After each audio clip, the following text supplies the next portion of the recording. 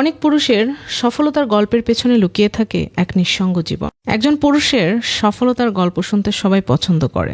কেউ আগ বাড়িয়ে জিজ্ঞেস করে না, ভাই আপনার মনে তো কোনো কষ্ট নাই? অভিনয় করে সবার সাথে মিশতে থাকে, অভিনয় করে কথা বলে, অভিনয় করে জীবন দেখায়, অভিনয় করে চলতে থাকে। কখনো কখনো জীবনের নিঃসঙ্গতার কাছে মানুষ হেরে যায়। আমি বলছিলাম বাংলাদেশ ব্যাংকের অতিরিক্ত পরিচালক তানভীর হোসেন শুভ, যার বয়স কিনা ৪৫ বছর ছিল, তার কথা বলছিলাম। এই মানুষটা ২০১২ সালে ভালোবেসে বিয়ে করেছিলেন, প্রিয়তমা স্ত্রীকে নিয়ে সংসার করছিলেন। ৩ মাস পর তাদের ডিভোর্স হয়ে যায়। প্রায় ১৪ বছরের বেশি সময় ধরে তিনি নিঃসঙ্গ জীবনযাপন করতেন। আত্মীয় স্বজন, নিজের পরিবার সবার সাথে কম বেশি ওনার যোগাযোগ ছিল। কখন উনি কাউকে বুঝতেই দেন নাই ওনার মনের গভীরে চলছে এক ভয়াবহ নিঃসঙ্গতা।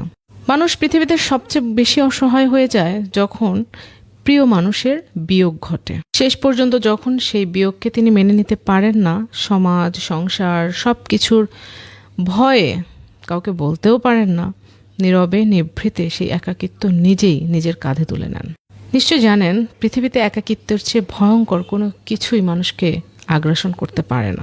আপনি যতই শক্তিশালী, যতই নামধারী, যতই পাওয়ারফুল ব্যক্তি হন না কেন, আপনাকে যদি একটা অন্ধকার ঘরের মধ্যে দিনকে দিন বন্দি রাখা যায়, তাহলে একদিন আপনি বুঝবেন একাকিত্ব কত ভয়ঙ্কর একটা মানুষের জীবনে। কিন্তু কিছু মানুষকে না বন্দি করতে হয় না, কিছু মানুষ নিজেই নিজেকে বন্দি করে ফেলে।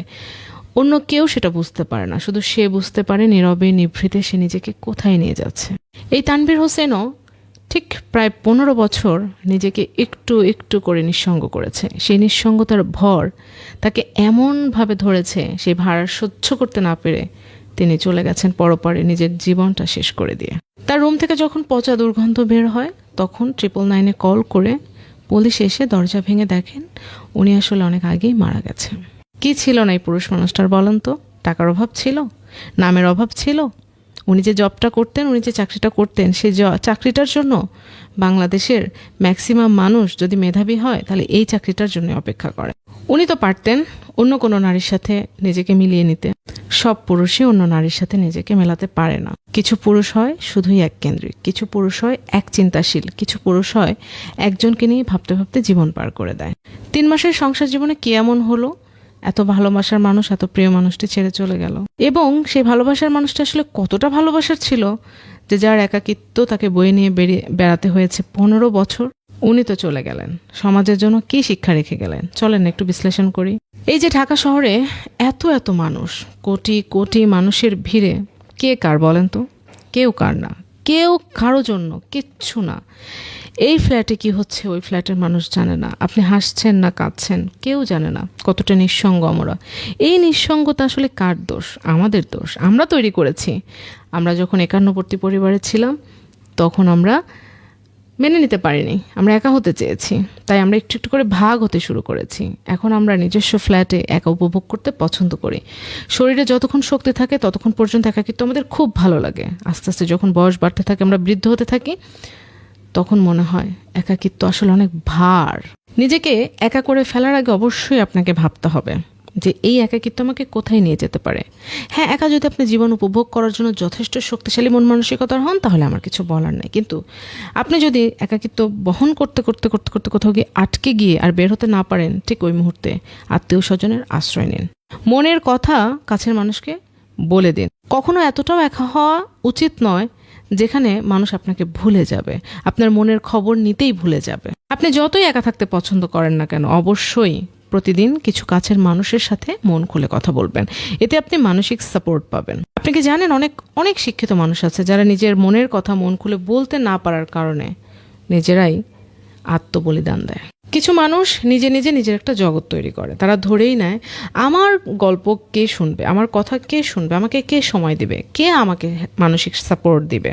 না, এরকমটা ভাবা উচিত না। আমাদের প্রত্যেকের জীবনে এমন অনেক ঘটনা ঘটে, আমরা অনেকটা চাপিয়ে যাই, মানুষকে জানাই না, কিন্তু কিছু ঘটনা মানুষকে জানাতে হয়। আমরা রক্তে মাংসের মানুষ, আমরা মানবিক মানুষ। আমাদের কাছের মানুষ খারাপ আছে, অবশ্যই আমাদের যে কোনো একটা বুদ্ধি পরামর্শ তাদের উপকারে আসবেই। মন খুললে কথা বললে হয় কি জানেন, বিভিন্নজন বিভিন্ন বুদ্ধি দেয়, বিভিন্নজন বিভিন্ন পরামর্শ দেয়। সেই পরামর্শ থেকে আপনার জন্য আসলে কোন পরামর্শটা কাজে লাগবে সেটা আপনি বুঝতেও পারবেন না, তবে আপনি মানসিক সাহস খুঁজে পাবেন। তানভীর সাহেব যদি তার মনের কষ্ট, তার মনের অভিব্যক্তি তার পরিবার, আত্মীয়, পরিজন, বন্ধু কারোর কাছে শেয়ার করতেন, ডেফিনেটলি উনি মানসিকভাবে সাহসী হয়ে উঠতেন। ওনার নিঃসঙ্গ জীবন কখনোই নিঃসঙ্গ থাকতো না। ওনার বন্ধুরা হয়তো পরামর্শ দিত বিয়ে করার, আরেকটা মেয়ের সাথে সম্পর্ক তৈরি করার, নিশ্চয়ই আরেকটা মেয়ে তার জীবনে এসে তার জীবনটাকে আলোকিত করতে পারত।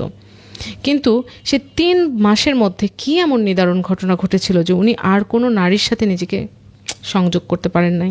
দেখুন, বেঁচে থাকা মানে একজনের উপর ডিপেন্ড করে চলা নয়। বেঁচে থাকা মানে নিজের উপর ডিপেন্ড করে অন্যদেরকে ভালো রাখা এবং পাশাপাশি অন্যদের সাথে নিজের একটা সংযোগ তৈরি করা, যেন দুঃখের এবং সুখের সময়ে তাদেরকে পাশে পাওয়া যায়। আপনি একাকী থাকতে ভালোবাসতে পারেন, কিন্তু সেই একাকিত্ব যদি আপনার মৃত্যুর কারণ হয়, সেই একাকিত্ব কখনোই মেনে নেবেন না। তানভীর সাহেব হয়তো ভুল করেছেন, আপনি কিন্তু ভুল করবেন না। হয়তো আপনি একা আছেন, হয়তো পারিবারিক চাপে আছেন। ওই চাপ থেকে বের হওয়ার জন্য আপনার মন যেটা চায় সেটা করুন, কিন্তু নিজের জীবনকে বিলিয়ে দেবেন না। আমি একটা কথা বলি, কখনো কখনো আমরা সমাজের ভয়ে নিজেকে একা করে ফেলি। আমরা ম্যাক্সিমাম সময় মনে করি মানুষ কি বলবে, আমার মতো একজন মানুষের এত কষ্ট। আপনি এমন কোনো পৃথিবীর এমন কোনো মহামানব হয়ে যান না যে আপনার কষ্ট থাকা নিষেধ। আপনার কষ্ট থাকবে, পৃথিবীর প্রত্যেকটা মানুষের কষ্ট আছে, কিন্তু ওভারকাম করার যোগ্যতা কি সবার আছে? আপনি যদি ওভারকাম করেন, মানুষ 2 দিন পর ভুলে যাবে কি কষ্ট আপনার ছিল, কিন্তু এই যে আপনি বেঁচে ফিরলেন, সেটা কিন্তু আপনার নিজের জন্য আজীবন থেকে যাবে। তানভীর সাহেব যদি কারোর কাছে মনের খবর খুলে বলতেন, কাউকে যদি সত্যটা বলতেন, নিঃসঙ্গতার কথা বলতেন, কেউ না কেউ ওনাকে একটা ভালো পরামর্শ দিতেন। উনি বুঝতে পারতেন যে আসলে ওনার কী করা উচিত। মানুষ কখনো কখনো একাকিত্ব সময়ে সঠিক সিদ্ধান্ত নিতে পারে না। আর তাই আপনারা যারা এরকম মানসিক কষ্টে ভুগছেন, অন্তত পক্ষে কাছের যে কাউকে বলুন, যে কেউ আপনাকে হেল্প করবে। অবশ্যই আপনি হেল্প পাবেন। মানুষ নিজেকে যখন একা মনে করে, একাকিত্বই সবচেয়ে ভয়ের ব্যাপার হয়ে দাঁড়ায়। মানুষ অবশ্যই আপনাকে সাহায্য করবে। মানুষকে আপনার ঘটনাটা খুলে বলুন, নিজে থেকে কোনো রকম সিদ্ধান্ত নেবেন না। ভুল করেও নিজের জীবনকে এত অল্প মূল্যের ভেবে ফেলবেন না। এই ভিডিওটা অবশ্যই একটা প্রত্যেকটা মানুষের জন্য খুব শিক্ষণীয় একটি ভিডিও। আশা করি আপনার জায়গা থেকে আপনি শেয়ার করে মানুষকে দেখার সুযোগ করে দিবেন। সবাই ভালো থাকবেন, সুস্থ থাকবেন, সুন্দর থাকবেন। আল্লাহ হাফেজ।